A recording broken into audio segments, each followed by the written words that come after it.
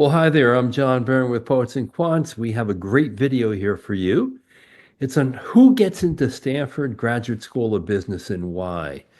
And I can't think of a better person to tell us than Heidi Hillis of Fortuna Admissions. Heidi has not one, not two, but three degrees from Stanford, including an MBA. She's a former MBA admissions interviewer for the GSB. Most importantly, she has nearly 100 five-star reviews from clients at Poets and Quants. And she's been a member of the Fortuna admissions team for a number of years. Fortuna, of course, is that dream team of MBA admission consultants from the world's top schools. I have thousands of great reviews from clients on the Poets and Quants website. Heidi, welcome. You. It's nice to be here. Now, you did a really fascinating analysis of over 700 recent admits to Stanford GSB, which took a lot of detective work because, that means you've got to go through LinkedIn profiles, Facebook profiles, and really it's tedious work, but you guys were able to do it. What did you learn from it? Yeah, well, it was really fascinating. We did a lot of detective work. It took a long time in digging and kind of sifting through a lot of data, but it's we ended up getting about 80% of the two classes combined. And what we were really trying to do is get beyond kind of what Stanford publishes. So you get the top line stats that they talk about, but you don't really know what's behind those. And so for us, we really wanted to understand not just, what percentage of people came from international or had certain degrees, but really what was their path like? And what schools did they actually attend? What did their career path look like? So, how many jobs did they have before they went to Stanford? What were those jobs? What did that progression look like from different industries? So, we Mm, wanted to really understand that. Part of it comes from just the fact that, working with so many people who are applying to Stanford, they always come with the same question, what are my chances? And so really trying to understand what are their chances? What does a successful applicant look like? So that was really the idea behind it. And we got a lot of really interesting data and interesting kind of conclusions from it. And part of that is just like from going through each of these profiles in depth and looking at the different paths. yeah, this is the level of detail you'll never ever see in any business school's class profile. I mean, you get the basics. I mean, the real basics, the standardized test scores and where they're from, what their work backgrounds might be like. Although you won't get the names of the companies, you Well, won't find out if they've worked for multiple companies in multiple industries. So let's just get into the data. Let's talk about academic backgrounds. What stood out to you there? yeah, so that was really interesting. I mean, I think that some of it, you kind of people think that you have to come from an Ivy League background, and actually there is some truth to that. We found that half the class came from just 15 top US universities. Harvard was the top feeder, with Stanford coming a close second. We had a lot of schools like, all the Ivies were there, Yale, Princeton, many of them that you would expect, University of Pennsylvania. But beyond that, I think that what was interesting was that there was actually quite a lot of diversity. So if you take out those 15, the rest of the half of the class came from 135 different institutions worldwide. So you Mm. do see quite a diversity beyond those kind of the typical ones that you would expect. And it really came from everywhere. And that was actually really interesting. The other thing that I think was really, a conclusion that we found was that although Stanford has their stats say that 45, 46, 47%, it kind of varies year to year, of their students come from international backgrounds, we did find that only about 25% of students actually attended non-US undergrad institutions. So even if you were coming from some other country, if you're kind of counted as international in their stats, chances are that they went to a US university. So that was actually another really interesting conclusion that we kind of came out of the report. What else? That there was What did they study? I'm imagining they probably studied the top. I'm going to guess the top three. You tell me if I'm wrong. Economic, engineering, and business. Yep, you're right. Those were the main degrees. However, I think that was what also interesting is you see a lot of double majors. So even though they would have economics, you saw a lot of people with a second major in, say, computer science or environmental science, a lot of liberal arts backgrounds as well, political science, international relations. Some of those econ degrees were actually, Bachelor of Arts as opposed to Bachelor of Science. So there's a lot of kind of diversity there.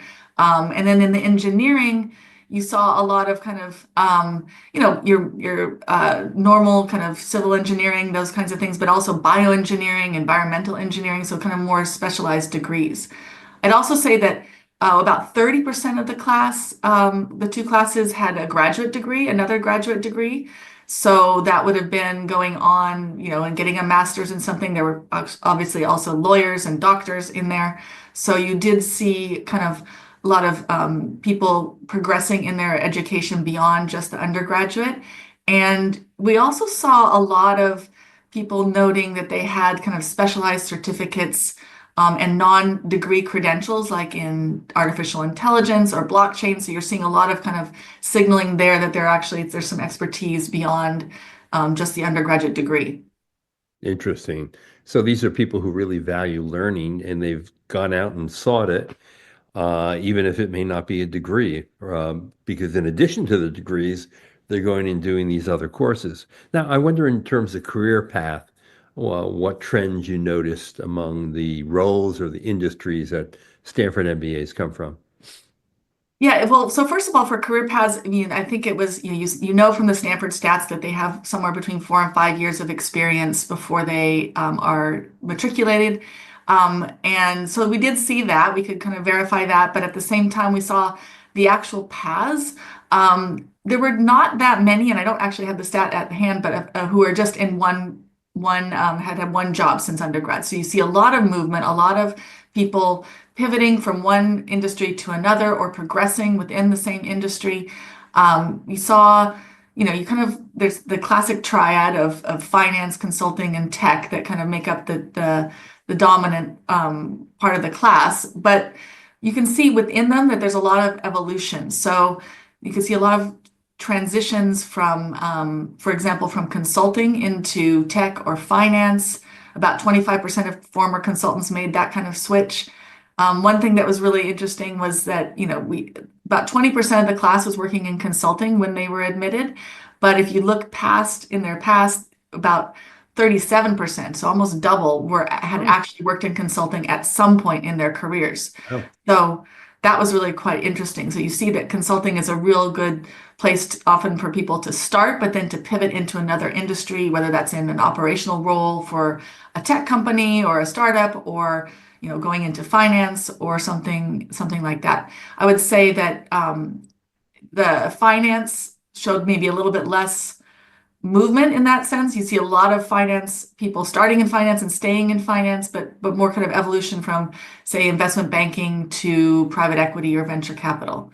In the tech sector, there's a lot of movement. So you saw a lot of people, maybe starting at a Google or an Amazon, and then moving to a startup. Lots of different, small companies, lots of tech startups, whether that's, founding a company or being a part of a founding team, or else just joining a tech startup in one of the earlier stages. I think that a lot of people would have thought that people kind of tend to think of Stanford as an entrepreneurial school, which is true, but only about 7% were actually part of a founding team. So I think that there is a misconception that you have to be an entrepreneur to get into Stanford. I think you can see a lot of other paths through tech as well to get there. yeah. I I wonder if think Stanford is very different than some of the other business schools in terms of applicants who have worked in more than one industry. Because, we often think of the MBA as a transition degree, a way to pivot out of one sector into a new one. But clearly, so many of the applicants at Stanford who are successful have already done that before they got their MBA.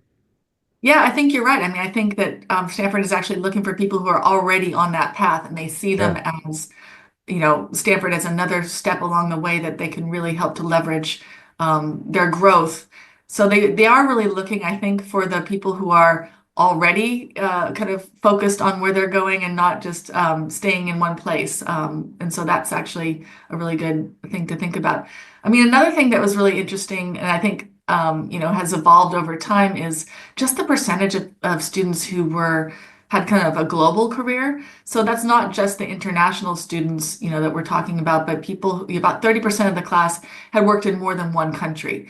So it just shows that they're looking also for people who've had a breadth of experience outside the US and Mm, are looking at global leadership. right. Now, I know that a major theme in the report is social impact and not just from nonprofit work. Can you share what that looks like in practice for a Stanford applicant?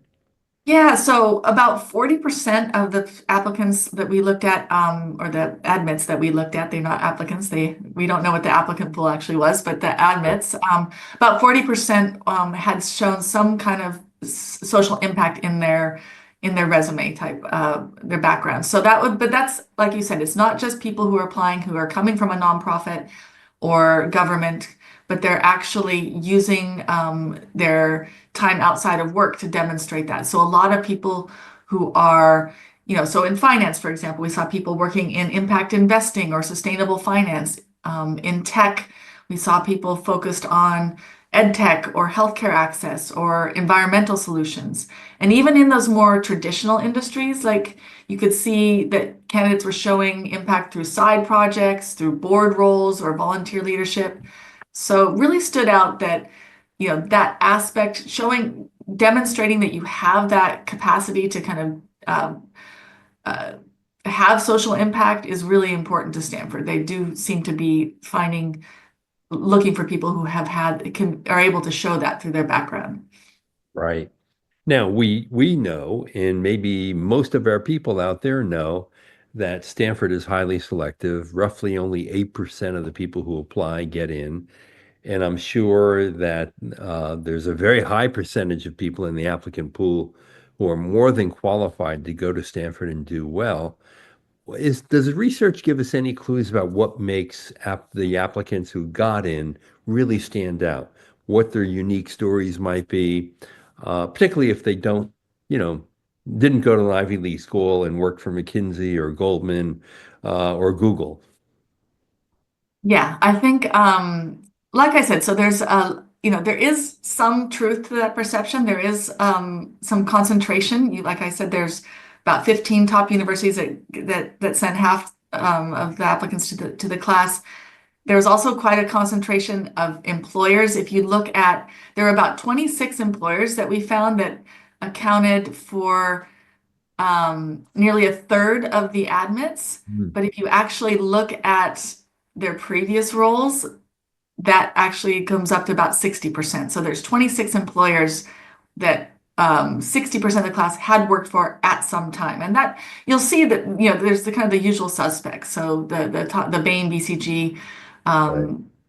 McKinsey, Deloitte, also a lot of the bulge bracket banks, where you have really great analyst programs that are great training grounds to go on to other roles. But I think that beyond that, I think that there is some hope. So we're 135 other universities that people came from. So there's definitely room there. And there were over 250 employers that we found. So there's a lot of range of backgrounds that people, if you don't come from one of those kind of typical backgrounds, there's still a lot of opportunity there. I think that, those prestigious credentials might help, but they're just not, they're certainly not sufficient. One thing that we don't see in this is, we see who gets in, but we don't know how many people apply with the same kind of pedigree. So I would suspect, given, the people that I see, that the applicant pool itself is quite overrepresented with people from McKinsey and Goldman Sachs and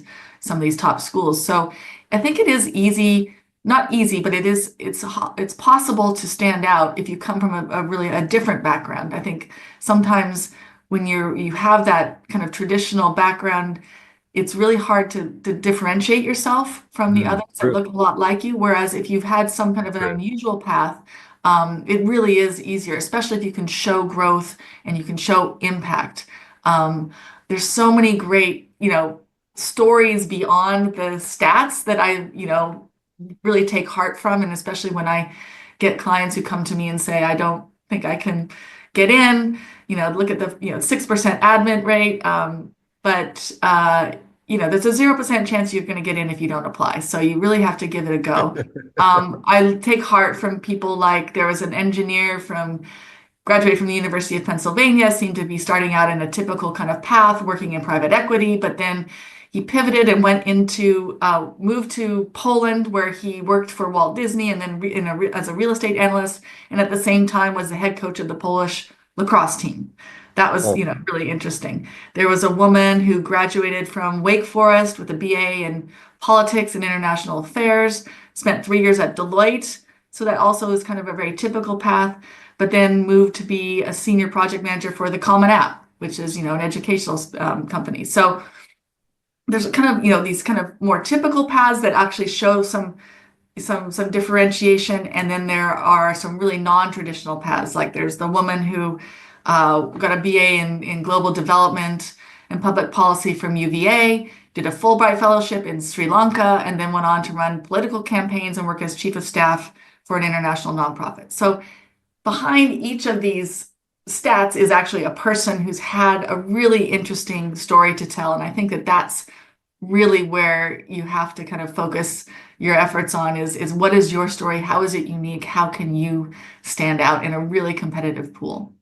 yeah, I've always thought that there is, I'll put it this way, an X factor at Stanford. And the X could be any one of the little extra things that you just mentioned in the three candidates um, that you illustrated here, who are Stanford material.